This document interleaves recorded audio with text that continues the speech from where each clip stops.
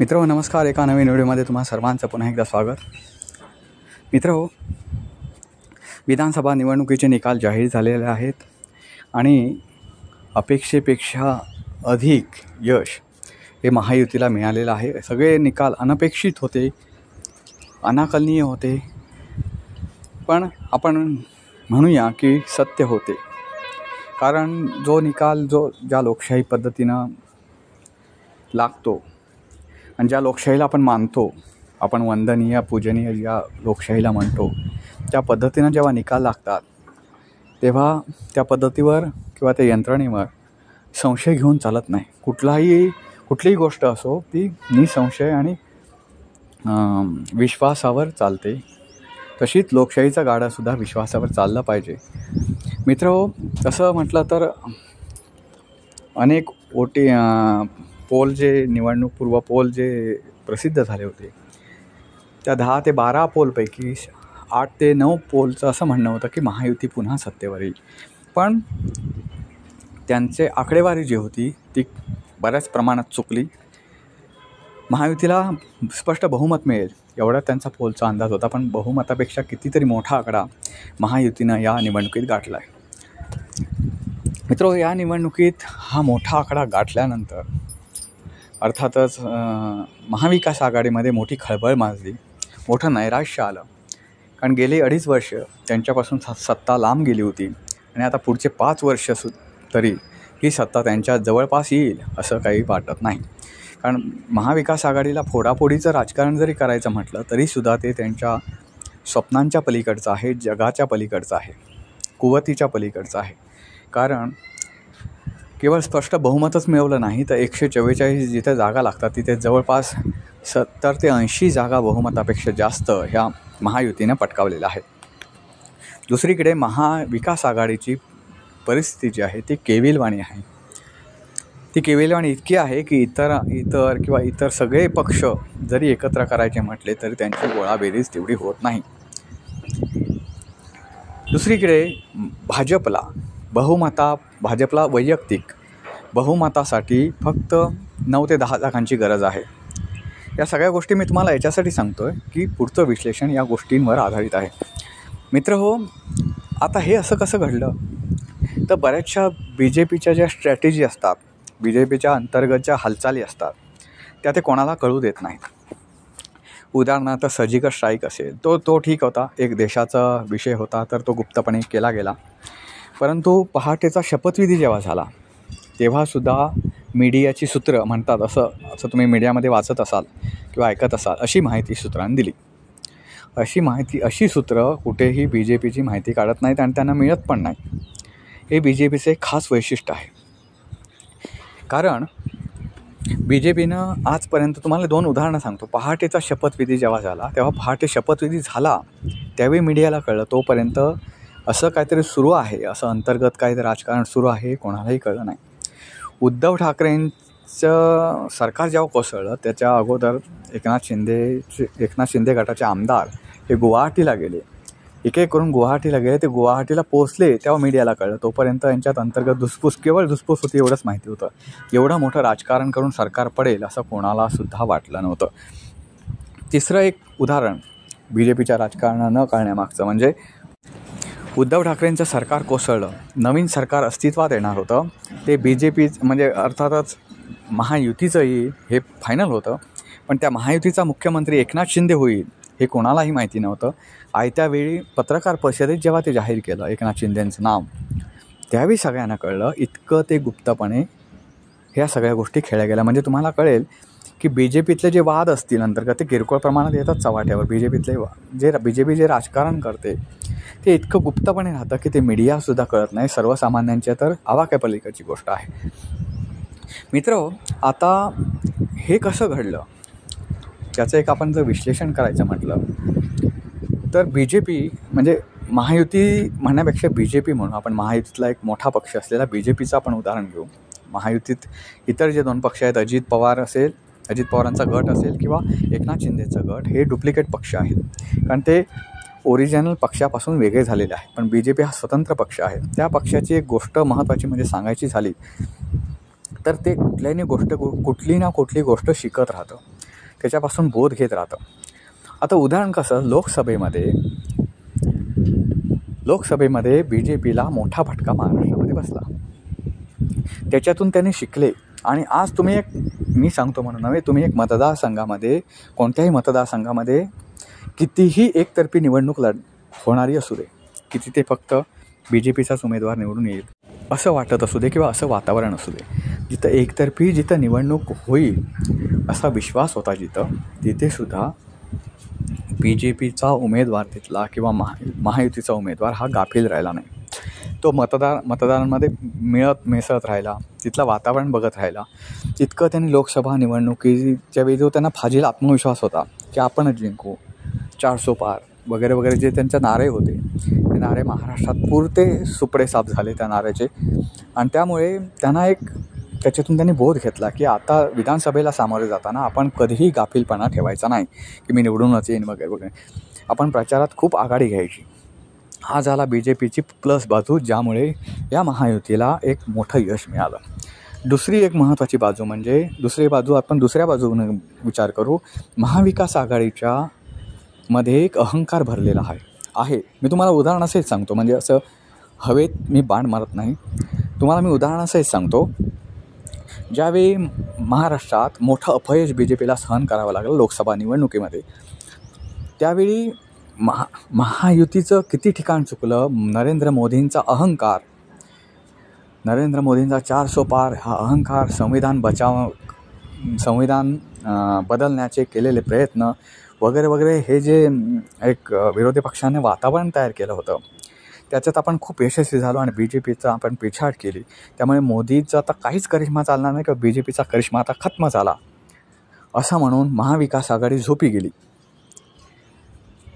जेवढं काही किरकोळ प्रमाणात त्यांच्यात ज्या काही महत्त्वाचे मुद्दे लढवले गेले, जे जनतेच्या कामी येणार नव्हते आणि जनतेच्या मनात अजिबात उतरणार नव्हते, त्यामुळे महाविकास आघाडीच्या एक डोक्यात हवा लगेच गेली. त्याने पुढचा विचार केला नाही की जो BJPने चूक केली होती लोकसभेमध्ये, तीच ह्यांनी महाविकास आघाडीनं विधानसभेत केली. BJPनं चूक केलेली तुम्हाला माहिती आहे की तेही फाजील आत्मविश्वासात राहिले की आपण निवडून येऊ, मोदी लाट आहे वगैरे वगैरे. हे त्यांचा आत्मविश्वास होता BJPचा, तो लोकसभेत गळून पडला. आणि लोकसभेत जो महाविकास आघाडीला आत्मविश्वास मिळाला होता, त्यामुळे ते गाफील राहिले विधानसभेमध्ये. त्यांनी म्हणावं तसं प्रचार केला नाही आणि अनेकच कारण आहेत. हे एक प्रचार केला नाही वगैरे हे एकच कारण नाही त्यांच्या पराभवाला, तर इतर खूप मोठी कारणं आहेत. तर हा आत्मविश्वास झाल्यामुळे त्यांच्यामध्ये एक थोडाफार गाफीलपणा आला. आता महाविकास आघाडीची आणखी एक कोणती चूक होती, तर महाविकास आघाडीनं या निवडणुकीमध्ये जागा वाटपाच्या अगोदर मुख्यमंत्री कोण याच्यासाठी घेसाडघाई सुरू केली. म्हणजे आज तुम्ही बघताय महायुती सत्तेवर आलेली आहे, पण त्यांचा मुख्यमंत्रीपदाचा उमेदवार अजूनही डिक्लेअर केलेला नाही. ते सगळे एकत्र मिटिंग घेत आहेत. आणि आता तुम्हाला तर माहिती आहे BJPला एकतर्फी यश मिळालेलं, महायुतीतला म्हणण्यापेक्षा BJPला एकतर्फी यश मिळालेलं आहे. तरीसुद्धा ते घटक पक्षांना थोडंफार का असेना की विश्वासात घेतात की ठरवत आहेत. अजून त्यांनी एकतर्फी जाहीर नाही केला अजून उमेदवार की देवेंद्र फडणवीस मुख्यमंत्री होतील वगैरे वगैरे. ते करू शकतात कारण तो मोठा पक्ष आहे, तो करू शकतात, पण त्यांनी तसं अजून केलं नाही. विरुद्ध बाजू घ्यायची झाली तर महाविकास आघाडीमध्ये काँग्रेस म्हणते आम्ही लोकसभेत मोठा पक्ष ठरलो तर आमचाच मुख्यमंत्री होईल, इतरांचा काही विषय येत नाही, जो मोठा पक्ष त्याचा मुख्यमंत्री. संजय राऊत म्हणतात उद्धव ठाकरे गटाचे की मुख्यमंत्री म्हणून उद्धव ठाकरेच असतील, हे तुम्ही लिहून ठेवा. इतकं ते आत्मविश्वासावर बोलत आहेत. फक्त राष्ट्रवादीनं त्यांचा मुख्यमंत्रीपदाचा उमेदवार जाहीर केला नाही किंवा आमचाच मुख्यमंत्री होईल असा कुठे दावाही केला नाही. राष्ट्रवादीमध्ये शरद पवार गट. तर ह्याचा असा विषय झाला की ते मुख्यमंत्री पदाभोवतीच फिरत बसले. जे ग्राउंड लेवलला ज्या पद्धतीनं जायला पाहिजे होतं, ज्या पद्धतीने काम व्हायला हवं होतं, त्या पद्धतीनं ते झालं नाही. ही एक महाविकास आघाडीने केलेली चूक. आता तिसरा एक महत्त्वाचा मुद्दा महायुती आणि महाविकास आघाडीमधला. महायुतीनं विधानसभा निवडणुकीत नरेंद्र मोदी फॅक्टर चालणार नाही हे जाणलं होतं. कारण नरेंद्र मोदींचा फॅक्टर हा देशामध्ये चालतो, राज्यात नाही चालत, राज्य लेवलला चालत नाही. राज्य लेवलला चालणारे फॅक्टर हे वेगवेगळे राहतात. त्यामुळे नरेंद्र मोदींचा करिश्मा असेल किंवा फॅक्टर असेल किंवा त्यांचं नाव वापरून राज्यात मतं मागता येणार नाहीत. कारण नरेंद्र मोदींचा आणि महाराष्ट्र राज्याचा काही तसा संबंध नाही. महाराष्ट्रात सत्तेवर काय नरेंद्र मोदी येणार नाही, तिथला नेता असेल तो सत्तेवर येणार. बरं, इथे महाराष्ट्रात अमुक एका नेत्याचं नाव पुढे करून अमुक एका नेत्याचा चेहरा पुढे आणून मतं मिळतील तर असं अजिबात BJPकडे चेहरा नव्हता, कुठल्याच पक्षाकडे नाही, BJPकडेच नाही. पण आपण BJPविषयी बोलतोय म्हणून BJPचं नाव घेतलं. BJPकडे असा कुठलाही चेहरा नाही की ज्यांच्या चेहरा पुढे आणून, जसं देश पातळीवर नरेंद्र मोदींचा चेहरा म्हटला की त्यांना बघून लोक मतं देतात, उमेदवार बघून दिली जात नाहीत, तसं BJPकडे महाराष्ट्रात कुठलाही असा चेहरा नाही की जो चेहरा दाखवून ते मतं मागतील. मी परत एकदा सांगतो, कुठल्याच पक्षाकडे असा चेहरा नाही की ज्या चेहऱ्यावर लोक मतं देतील. तर हा एक महत्त्वाचा. आणि तिसरी गोष्ट म्हणजे मराठा समाजानं केलेलं आंदोलन, त्यामुळे मराठा समाजामध्ये BJPविषयी पेटत असली धगधग, हे एक महत्त्वाचं कारण. आणि चौथी गोष्ट म्हणजे BJPचं थोडी प्रतिमा जी आहे, BJP म्हणजे महायुती सरकारची, ती प्रतिमा गेल्या काही दिवसात मलिन करण्याचा विरोधकांनी प्रयत्न केला आणि तो प्रयत्न यशस्वी करून दाखवला. या सगळ्या गोष्टींमुळे असं झालं की आपलं महायुतीचे सरकार जे आहे राज्यातलं, ते बॅकफूटवर आलं होतं. आता हे बॅकफूटवर आलेलं सरकार पुढे न्यायचं असेल, विशेष करून निवडणुकीच्या काळात लोकांमध्ये गळी उतरवायचं असेल की आपण तुमचेच आहोत, आम्ही जनहिताची कामं करतोय, तर इतक्या कमी दिवसात ते कसं करणार होतो. पण जो निधी आहे तो पटापटा वाटून घेतला जेव्हा आचारसंहिता लागण्यापूर्वी. महत्त्वाचं, त्याच्या अगोदर आचारसंहिता म्हणजे निवडणुकीच्या तारखा पुढे ढकलायला लावल्या निवडणूक आयोगाला. दुसरी गोष्ट म्हणजे तेवढ्या काळात त्यांनी निधी प्रत्येक आमदाराला, मंत्र्याला वाटून दिला. तिथली विकास कामं करून घेतली असतील, ती विकास कामं काही सुरू केली, काही ठिकाणी भूमिपूजन केलं. म्हणजे विकास कामाकडे लक्ष देतोय असं जनतेच्या मनात एक आभास निर्माण केला. आभास म्हणण्यापेक्षा काही ठिकाणी तो विश्वासही म्हणता येईल, कारण काही ठिकाणी कामं पूर्णही झालेली आहेत. तर ते केलं. तिसरी गोष्ट म्हणजे आणि एक जनतेचा विश्वास मिळवण्यासाठी त्यांनी लाडकी बहीण योजना काढली. ह्या लाडकी बहीण योजनेनं एक तर मोठा करिश्मा केला आणि दुसरीकडे महाविकास आघाडीनं याच्यावर टीका केली की लाडकी बहीण योजना कोणाच्या खात्यात काही पडणार नाहीत वगैरे वगैरे, असा एक माहोल उठवण्याचा प्रयत्न केला. ह्या ठिकाणी महाविकास आघाडी थोडी बॅकफूटवर गेली.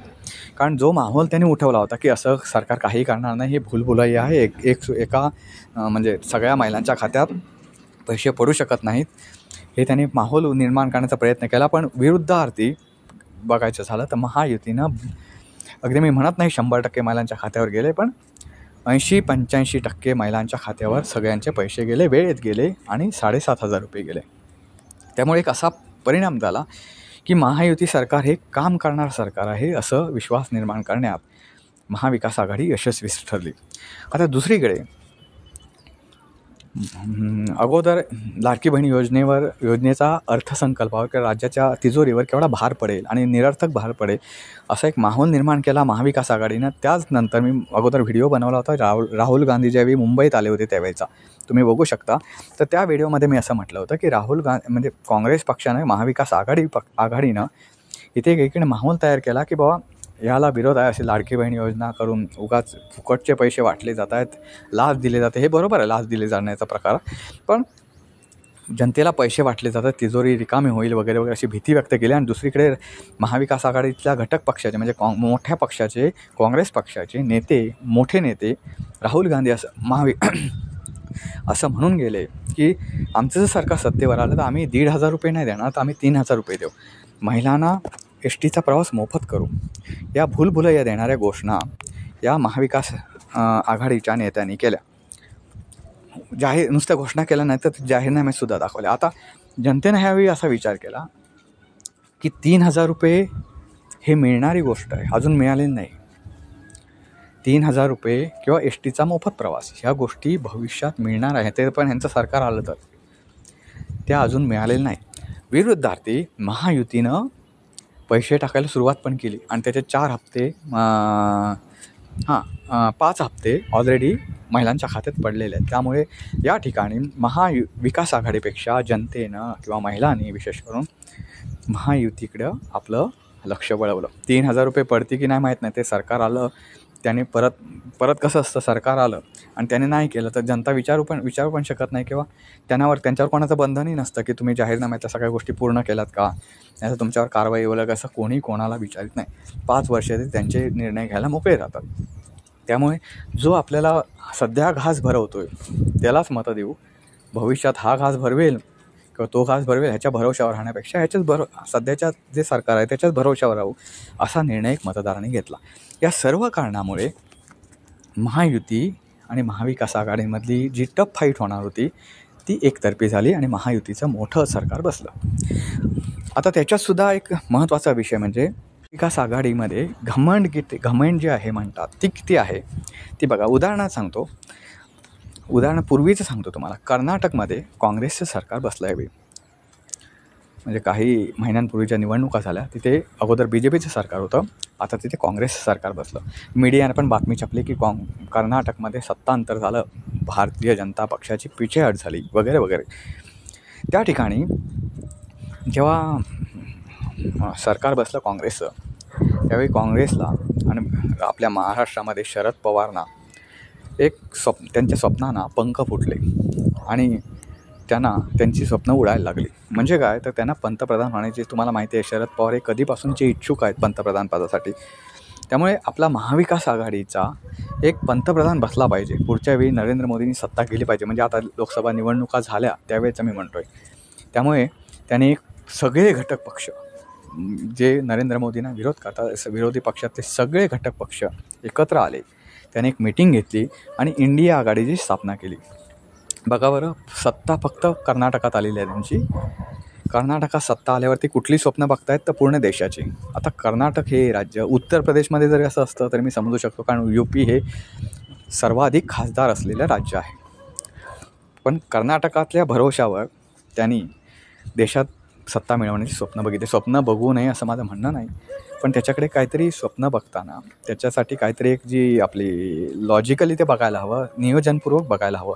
त्यांनी इंडिया आघाडीची स्थापना केली. इंडिया आघाडीची नंतर इंडिया आघाडी झालं. इंडिया आघाडीची दुसरी कॉर्पोरेट लेवलची बैठक मुंबईमध्ये झाली. त्याच्यात मोठमोठे नेते होते. अगदी ह्या भल्या मोठ्या हॉटेलमध्ये, पंचतारांकित हॉटेलमध्ये ते उतरलं. पंचतारांकित हॉटेलमध्ये मीटिंग झाली. त्या मीटिंगमध्ये पुढे काय काय करता येईल ह्याचा स्ट्रॅटेजी ठरवली गेली. मित्र हो, आता मी तुम्हाला फॅक्ट सांगतो ह्याच्या मागची. कर्नाटकमध्ये BJPचं सरकार जे होतं ते BJPचं नैसर्गिक सरकार नव्हतंच. हे आमदार फोडून, काँग्रेसचे किंवा इतर पक्षांचे आमदार फोडून त्याने स्वतःकडे वळवले आणि त्यांनी सरकार स्थापन केलं. BJPकडे स्वतःचं असं बहुमतच नव्हतं. त्यामुळे ते पडलं सरकार किंवा BJPची पिछेहाट झाली असं अजिबात म्हणता येणार नाही. फक्त एकच म्हणता येईल की BJPला लोकांनी नाकारलं आणि BJPच्या जे विचार होते की धाकदपटच्या दाखवून सरकार सत्तेवर आणायचं, याला जनतेनं नाकारलं, धूळ चारली या विचारानं, असं एक म्हणता येईल. पण BJPची पिछेहाट झाली असं म्हणतात. BJP ऑलरेडी तिथे पिछेच होती, म्हणजे मागेच होती. हा विचार काँग्रेसने केला नाही. लगेच ते इतके हवेत गेले की ते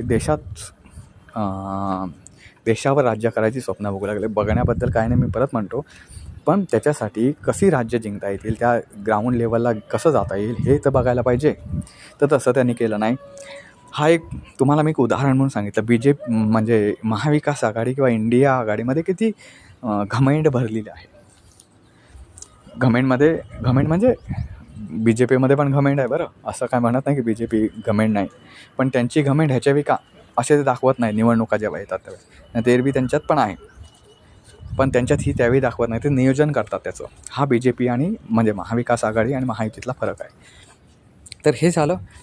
त्यानंतर आता जेव्हा लोकसभेत मोठं यश मिळालं तेव्हा BJP म्हणजे महाविकास आघाडीतले घटक पक्ष आहेत ते सगळेजण मुख्यमंत्रीपदाची स्वप्न बघू लागले की आता आपण विधानसभेत पण आपणच ठरवू वगैरे वगैरे. त्याच्यानंतर आता तुम्हाला जे काय झालं विधानसभेत ते तुमच्या समोर आहे. विधानसभेत यांच्या 50 जागा पण मिळू शकल्या नाहीत महाविकास आघाडीला. इतकी दारुण अवस्था झाली. ही का झाली तर म्हटला जो 2-3 महिन्याचा काळ होता, 2-3 महिन्यापेक्षा जास्त काळ होता लोकसभा आणि विधानसभेमध्ये. त्या काळात महाविकास आघाडीने जे करायला हवं होतं ते अजिबात करू शकलेली नाही. त्याने फक्त एकमेकांची उणी काढणं म्हणजे त्यांच्यातली एवढंच काम केलं जास्त. दुसरीकडे जे जागा वाटप व्हायला हवं होतं ते जागा वाटप वेळेवर झालं नाही. ते अगदी म्हणजे उद्या अर्ज भरायचा शेवटचा दिवस आहे तर आदल्या दिवशी पण काही जणांची उमेदवारी जाहीर झाली. इतकं ते ताणलं गेलं. दुसरीकडे महायुतीनं योग्य वेळी तो निर्णय घेतला आणि योग्य वेळी उमेदवार जाहीर केले. त्यामुळे त्यांना एक वेळ मिळाला. गोष्ट सांगायची तर महाविकास आघाडीमध्ये बऱ्याच ठिकाणी म्हणजे त्यातले 2 पक्ष महाविकास आघाडीमधले आहेत, ते राष्ट्रवादी काँग्रेस आणि उद्धव ठाकरे गट. हे दोन्ही पक्षाची फाटाफूट झालेली होती, फुटलेला होता पक्ष. त्यामुळे काही ठिकाणी त्यांना त्या तुल्यबळ उमेदवार मिळणंसुद्धा कठीण झालं होतं. ही एक याची बाजू होती. तर ह्या गोष्टीमुळे एक महाविकास आघाडीला ह्या सत्तेपासून दूर तर राहावंच लागलं आणि चिंताजनक असा पराभव पत्करावा लागला. आता आपण म्हणू की आपण जमिनीवर आपटलो, एवढ्या उंचीवर मोठ्या जमिनीवर आपटलो, तर आता तरी जमिनीवर व्यवस्थित राहू. तर तसं पण नाही.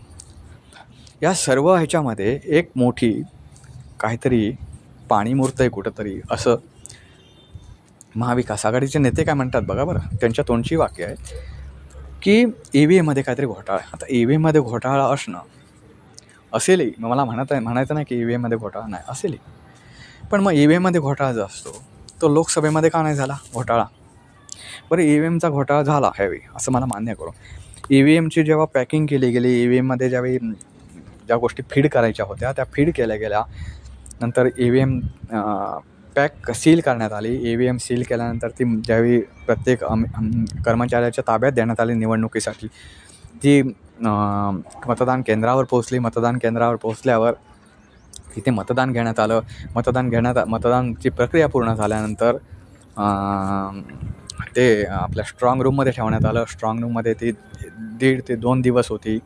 या सर्व काळात प्रत्येक उमेदवाराचा प्रतिनिधी हा असणं एक म्हणजे मुभा आहे त्याला. प्रत्येक उमेदवार त्याचा प्रतिनिधी या सगळ्या गोष्टींवर देखरेख ठेवण्यासाठी पाठवू शकतो कायदेशीररित्या.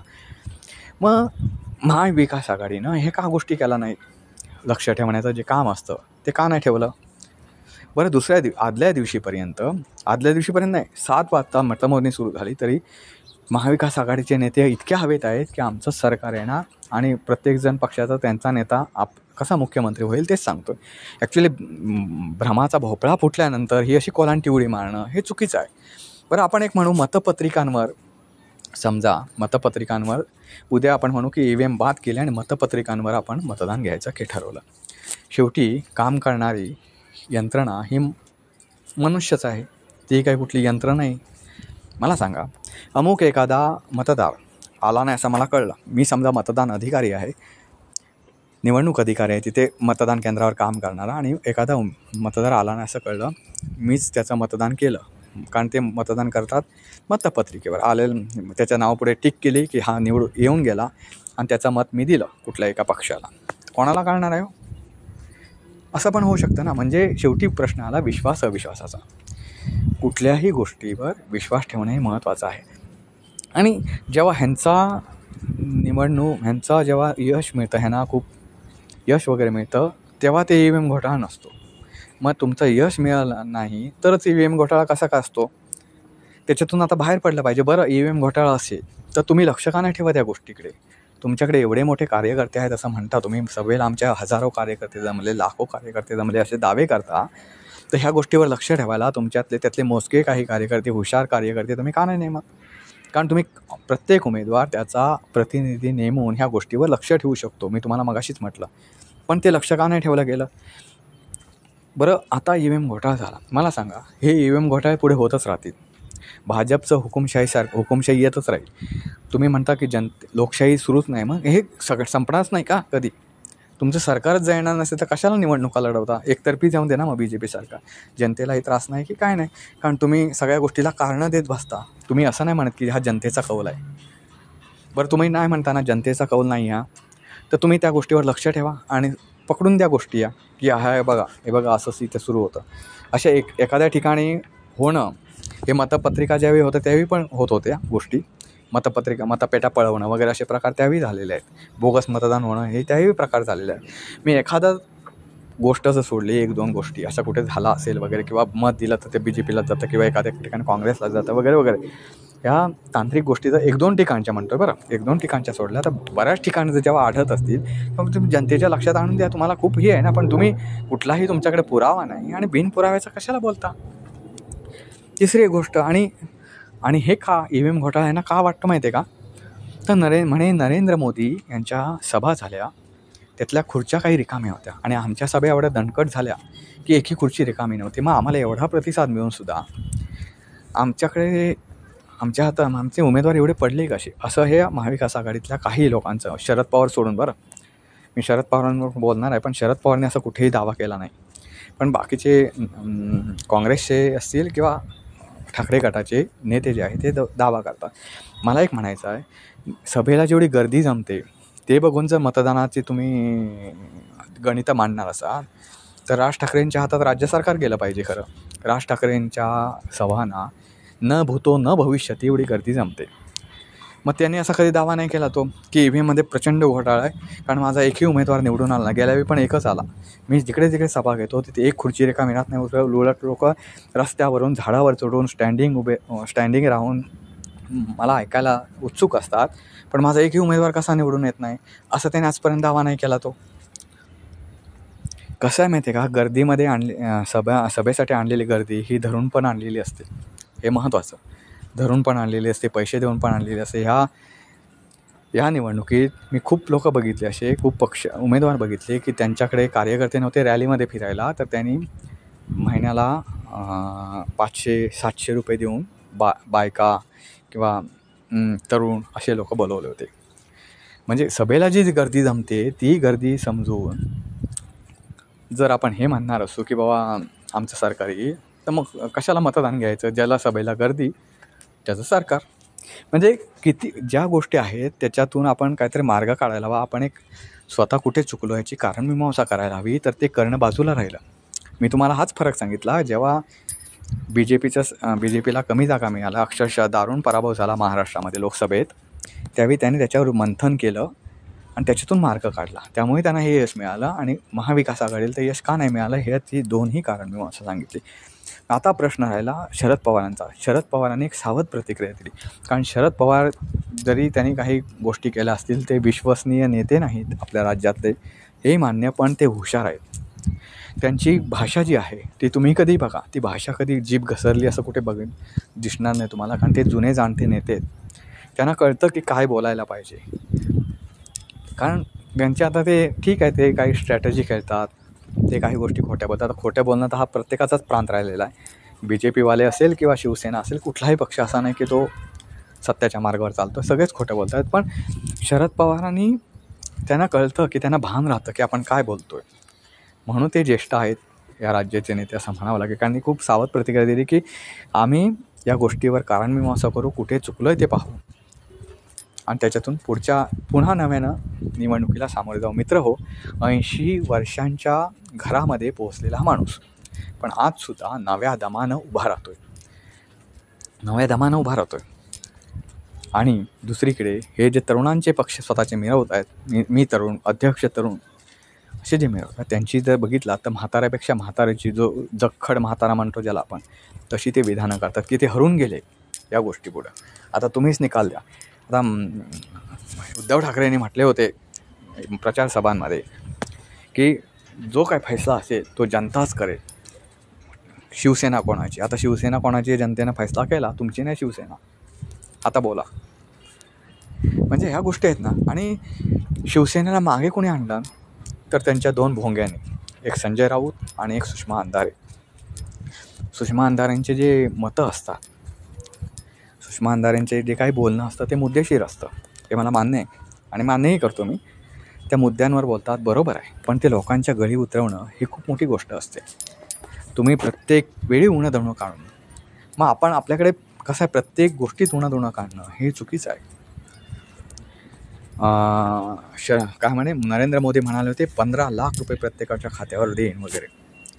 आता असं नरेंद्र मोदी कधी बोलले होते मला माहिती नाही, पण बोलले जरी असतील तर तो त्यांच्या एक राजकारणाचा भाग झाला. तुम्ही कुठल्या अशा सगळ्या जनतेची स्वप्न पूर्ण केले? तुमचंही एकेकाळी सरकार होतं 5 वर्ष, माहिती थोडे दिवस तुम्ही सामील होतात, नंतर 2.5 वर्ष तुमचं सरकार बसलं होतं आता महाविकास आघाडीचं. त्यावेळी तुम्ही काय केलात? जर मधला पिरियड सोडला कोरोनाचा, तरी 6-7 महिन्यातसुद्धा काही दिवे लावले नाहीत. 6-7 महिन्यात, कारण ह्यांचं सरकार बसल्यावर, महाविकास आघाडी सरकार बसल्यानंतर 5-6 महिन्यांनी कोरोना आला. त्या पहिल्या 5-6 महिन्यातसुद्धा तुम्ही असे निर्णय घेतला नाहीत की जे शिवभोजनचा वगैरे एका दुसरा निर्णय सोडला, तर तुम्ही काय असं रामराज्य आणलं नव्हतं इथे. तुमचंही या काळात काही सरकार येऊन गेली, पण तुम्ही काही दिवे लावला नाहीत. लोकांचे मूलभूत प्रश्न अजूनही मिटले नाहीत. त्यामुळे कुठल्याही पक्षानं दुसऱ्याच्या पक्षावर टीका करावी ध्येयधोरणावर टीका करावी, पण ती राजकीय असावी, कुठल्याच्या वैयक्तिक टीका असू नये. तिसरी एक गोष्ट, आता महायुतीमध्ये एक मुख्यमंत्री कोण याच्यावरून एक वाद म्हणण्यापेक्षा तो सूक्ष्म वाद आहे. अजून काही मोठा आलेला नाही. मी व्हिडिओ बनवतो आहे तिथपर्यंत तरी ऐरणीवर मोठा वाद आलेला नाही. पण म्हणे शिवसेना म्हणजे जो शिंदे गट आहे तो म्हणतो आमचाच मुख्यमंत्री झाला पाहिजे. विशेष करून एकनाथ शिंदेने बोललं नाही तर त्यांचे आमदार बोलत आहेत.